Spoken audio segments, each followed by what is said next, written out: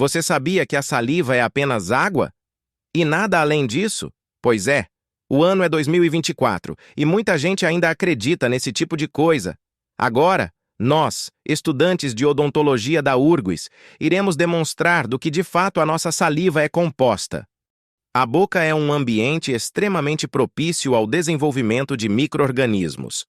Ela é uma cavidade úmida, escura, quente e rica em zonas de refúgio e restos de alimentos. Esses podem ser principalmente bactérias e fungos. Cada ml de saliva contém, em média, 700 milhões de micro-organismos.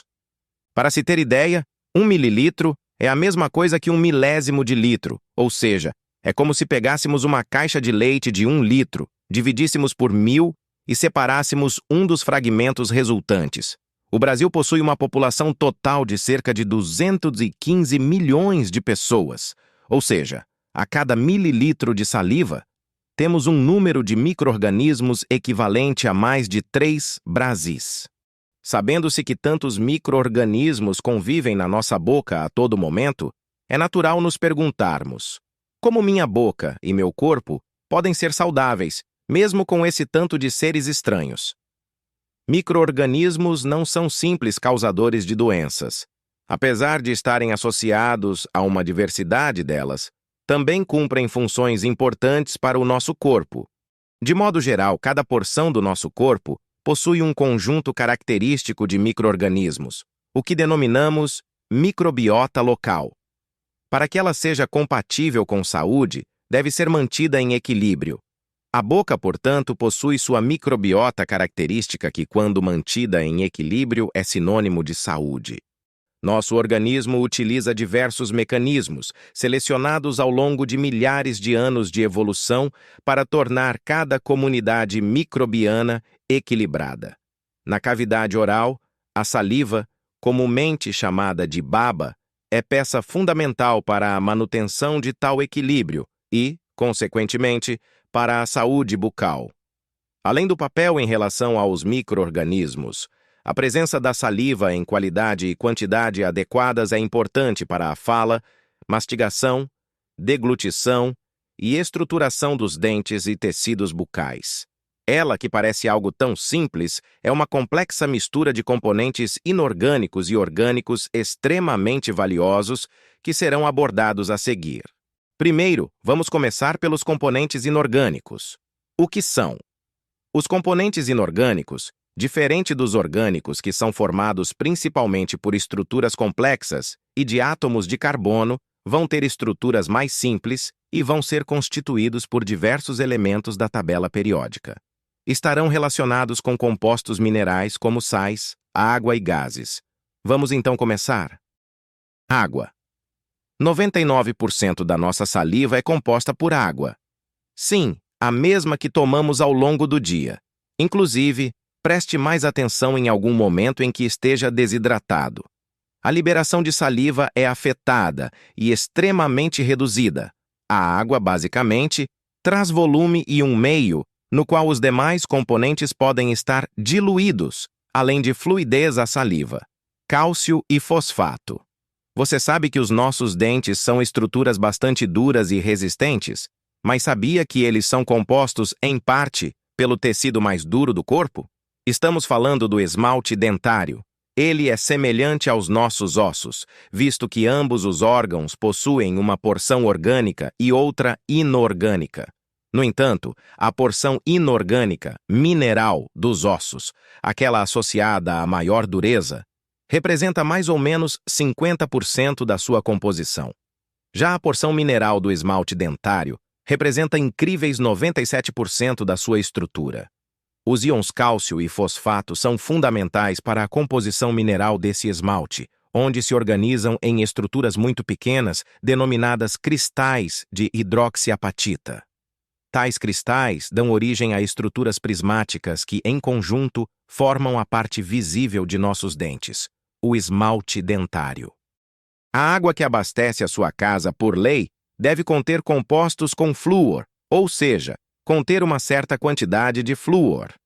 Isso demonstra o tamanho da importância desse componente salivar. Quando ingerimos ou bebemos coisas ácidas, como refrigerantes, nossos dentes podem sofrer um processo chamado desmineralização. Isso significa que alguns minerais importantes são retirados dos dentes, deixando-os mais vulneráveis a problemas. E é aí que o flúor entra. Quando ele é absorvido pelo esmalte desmineralizado, ele estabelece uma estrutura mais resistente e fortificada. Assim, ele evita que o dente perca mineral e ajuda a reconstruir o dente, contribuindo para a remineralização dentária.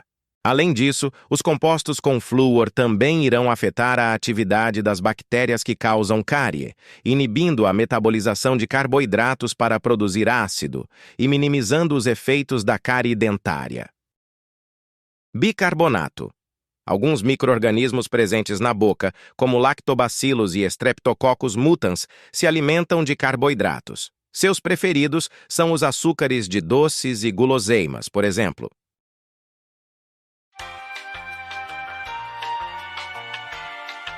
Assim como nós, que precisamos ir ao banheiro descartar os restos da nossa alimentação. As bactérias também descartam algo, o ácido lático. Mas elas não vão ao banheiro e acabam descartando tudo sobre os dentes mesmo. A presença desses ácidos na superfície dentária diminui o pH, que normalmente tem valores de 6,75 a 7,25. Mas quando cai abaixo de 5,5, causa perda de minerais no esmalte, basicamente o dissolvendo aos poucos. Os ácidos são estruturas químicas caracterizadas pela dissociação de prótons, que são íons H+. Tais ácidos devem ser barrados, neutralizados, de alguma maneira. E é aí que entra, mais uma vez, a nossa saliva. Ela possui um composto químico chamado bicarbonato, que, de modo geral, sequestra os íons H+, e incorpora na sua própria estrutura química, barrando a perigosa ação dos compostos ácidos. Além destes elementos citados, componentes orgânicos também estão presentes na saliva e vão fazer parte da composição da estrutura do dente, da defesa da cavidade bucal e outras funções específicas, como a digestão e a lubrificação. Vamos lá? Chamamos de orgânicos aquelas moléculas formadas por átomos de carbono ligados a outros átomos como o hidrogênio, oxigênio e nitrogênio. As diversas proteínas que compõem a saliva são alguns desses elementos orgânicos e cada uma delas possui uma tarefa importante na boca. Amilases. Sabia que alguns carboidratos ingeridos na nossa dieta já começam a ser digeridos quimicamente na nossa boca, como o amido? Isso só se torna possível pela existência das enzimas amilases salivares. Relembrando, enzimas são proteínas que aceleram reações químicas. Então, se uma reação, como a quebra do amido, levaria 3 dias para ocorrer, na presença de uma enzima, como a amilase salivar, ela pode ocorrer em alguns minutos. Lisozimas. É outro grupo de enzimas presentes na saliva, mas que cumprem função totalmente distinta da anteriormente comentada. Certas bactérias têm uma estrutura externa de revestimento e proteção semelhante a uma parede. Essa parede, denominada parede celular, é composta por açúcares e proteínas interligados. As lisozimas salivares são responsáveis pela degeneração dessa estrutura, fazendo com que a sobrevivência do micro-organismo seja impossível. Esse tipo de ação, conduzindo a bactéria afetada à morte, faz com que as lisozimas sejam considerados compostos antimicrobianos com capacidade bactericida. Lactoferrinas. São glicoproteínas, uma união de açúcares e proteínas de intensa afinidade pelo ferro, sequestradoras de ferro. O ferro é um metal que, assim como as vitaminas são fundamentais ao organismo humano, é essencial para um certo grupo de bactérias, ou seja, sem ferro disponível no ambiente, esses micro-organismos são incapazes de se reproduzir e acabam morrendo. Por impedir, em um primeiro momento, apenas a reprodução bacteriana, as lactoferrinas não são bactericidas, como são as lisozimas, mas sim bacteriostáticas. PRPs, proteínas ricas em prolina. A prolina é um aminoácido específico que nesses componentes salivares é bastante abundante. A grande função delas é, junto das mucinas, já comentadas, e outros compostos, estruturar a película adquirida, que envolve os dentes e demais tecidos da boca. Pense que a película corretamente formada constitui um zíper fechado, a partir do qual tudo o que está dentro, como o esmalte do dente, por exemplo, não consegue sair. Isso evita a perda de material mineral, ocorrência-chave da doença cárie, e mantém o dente íntegro e saudável. Imunoglobulinas. Imunoglobulinas são como os soldados da saúde bucal. Enquanto cistatinas e estatinas atuam localmente, as imunoglobulinas são como a força de defesa geral. Elas são anticorpos especializados que circulam no sangue e saliva, combatendo invasores, como bactérias e vírus, em todo o corpo. As imunoglobulinas são como os guardas fronteiriços, garantindo que a boca e o corpo permaneçam protegidos contra ameaças à saúde. Enquanto as cistatinas e estatinas são focadas na boca, as imunoglobulinas são defensores abrangentes, contribuindo para a saúde global do organismo. Agora que desvendamos alguns componentes da saliva e esclarecemos as suas principais funções em relação à saúde oral, acredito que tenhamos compreendido o quão complexo e importante é esse fluido.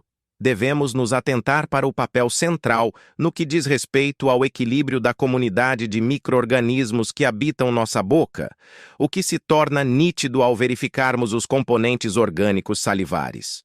Um grande número de proteínas e glicoproteínas são destinadas à regulação microbiana. Agora você entende que devemos prezar por um fluxo salivar adequado e que a saliva é quase como um líquido mágico, indispensável à nossa saúde bucal. Gostaria de compreender mais detalhadamente outros aspectos associados à saliva, como sua formação, fundamentos genéticos, funções e proteção? Então assista aos demais vídeos da série.